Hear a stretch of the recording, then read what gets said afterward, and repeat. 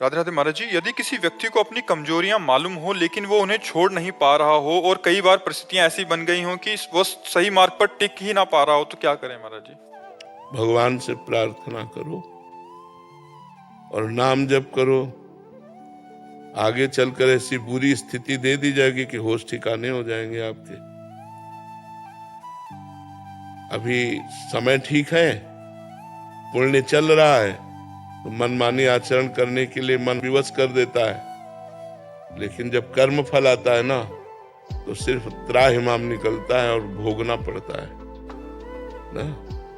अगर पाप कर्म बन जाता है तो उसका प्रायश्चित कर लो, कहीं वो पाप कर्म संचित में जमा ना हो जाए, कहीं संचित से प्रारब्ध न बन जाए। अगर प्रारब्ध बन गया तो फिर काटना मुश्किल, फिर भोगना ही पड़ेगा। जैसे ये प्रारब्ध बन गया तो माँ के गर्भ से ही इस रोग का सृजन हो गया, पॉलिसिस्ट किडनी। ये वंशानुगत किडनी रोग होता है, माता पिता में जो रोग होता है वो पुत्र में भी आ जाता है।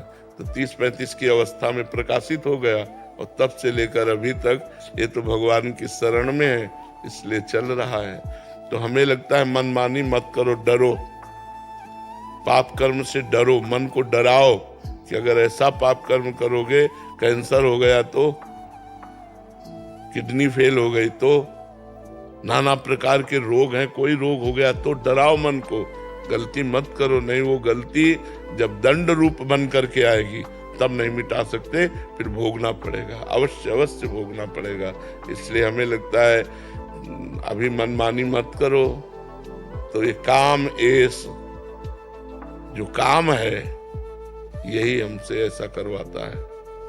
काम एश, क्रोध एश, रजोगुण समुद्भवा, ये रजोगुण से उत्पन्न हुआ काम क्रोध आदि ही हमसे ऐसे पाप कर्म कराते। हमको बचना चाहिए इन कर्मों से। ये बहुत भयानक कर्म जब अपना दंड देते हैं ना, तो भयानक फल देते हैं। मतलब 100 रुपया जैसे ब्याज का ले लो ना, और जमींदार लोग नहीं, ब्याज के ऊपर ब्याज, ब्याज के ऊपर ब्याज, और जब जमा करने जाओ तो पता चला 10,000 रुपया, और अगर फिर चूक गए तो 20,000 रुपया, फिर तुम्हारी खेती ले लेंगे।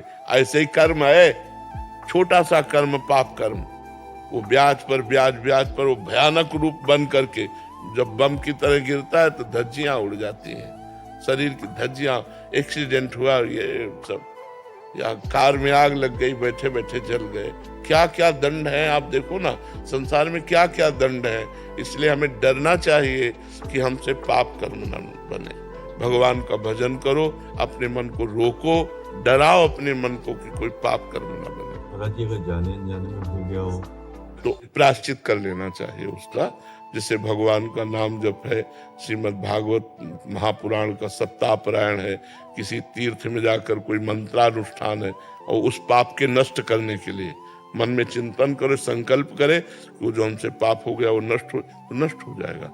इसी अभी नष्ट करने में वो, जैसे एक बबूल का पेड़ है, इतना बड़ा उठा तो आप ऐसे मसल सकते हो, लेकिन जब बड़ा पेड़ हो गया तो इतने इतने बड़े कांटे, फिर वो कुलाल से भी काटने में होश खराब हो जाते हैं।